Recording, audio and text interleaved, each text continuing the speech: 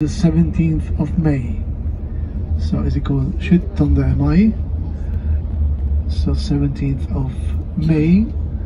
They say gratulerer på 17 maj. Oh, that's the congratulation for the Day of Constitution. On that day, back in 1814, they wrote their constitution, but unfortunately they could not implement it because Norway was given to Sweden for the next 90 years, but stayed in history as the year when they wrote their constitution, which was finally implemented when they got independence in 1905. So every year on the 17th of May, it's just beautiful to be here.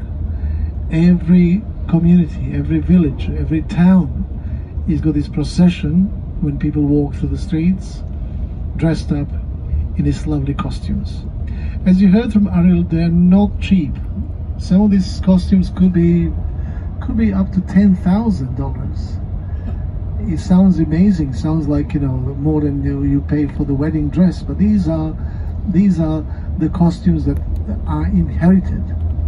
So maybe from grandmother through mother's side to lady, and even gentlemen, they also have costumes. I'll show you later on the next photo. Depending on the material which was used, on embroidery, on accessory, what they put together with it. So it could be really expensive. Average cost about $2,000 up to $3,000. So that would be maybe the cheapest bunad that you can get. So we were in Lillehammer when I was in May, exactly on the 17th of May. So that group with me on that date, we had a very special day to be here. And these are the photos I took in Lillehammer, walking down the street and seeing all these people dressed up in beautiful costumes. These are from the region of Lillehammer. There's about 450 different costumes, all from different parts of Norway, as far as Svalbard in the far north, in that area between Norwegian mainland and the North Pole. Even there, they have costumes, of course, reflecting more Arctic motifs than down south, and they really wear it with a pride. So I'll show you a few photos and I'll give you a little bit of a story if it plays now through my laptop about bunads. So let's see the next one.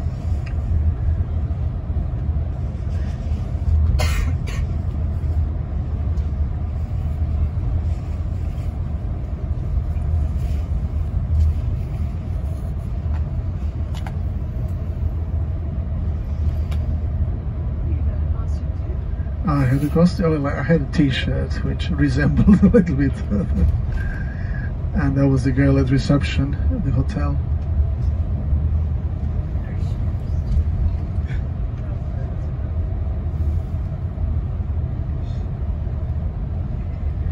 Okay, let's see now if this story about bunad will play.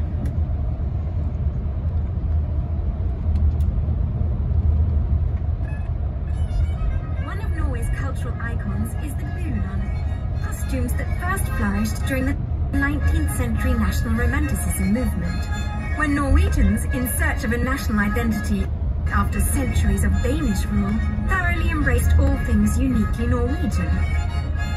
Art, literature, and the distinctive character of folk attire worn by rural people. Today there are over 200 regional bunads. There are different bunads for each part of the country. Even each region has their own bunad. There is an unwritten law that either you have to come from the place where the bunad come from, or your parents, or at least your grandparents have some sort of relationship with the area. Bunads vary greatly from place to place. One factor is the use of local materials. But another major influence came from beyond Norway. Back a couple of hundred years, we had the traveling merchants coming to the remote valleys here in Norway, from France, from Belgium from Germany. One guy went up one valley with his suitcase, another guy up another valley with his suitcase. So we can actually link the various types of bunads here in Norway today to various places down in Europe.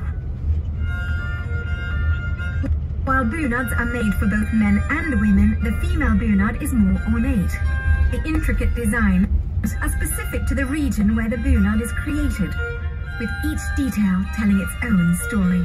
So the bunad speaks volumes if you know how to read it.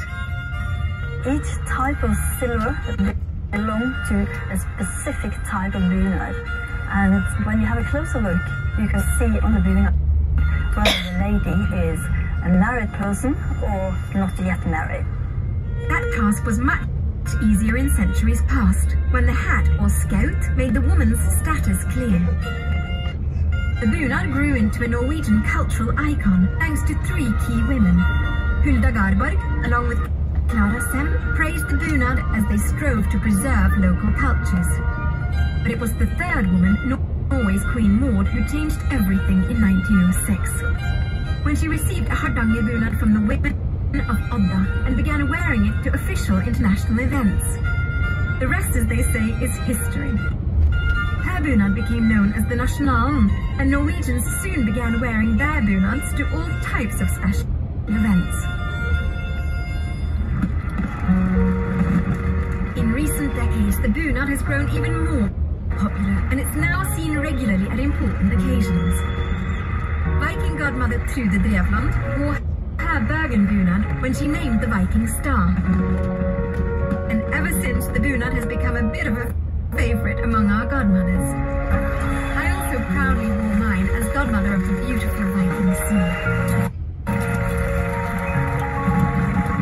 For most events, the bunad is a choice, but there's one day it's a must.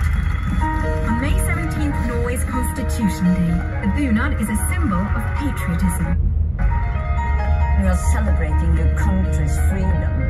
There is the bunad, there is the shirt ironed, there is all the silver laying there, and I feel proud, so proud.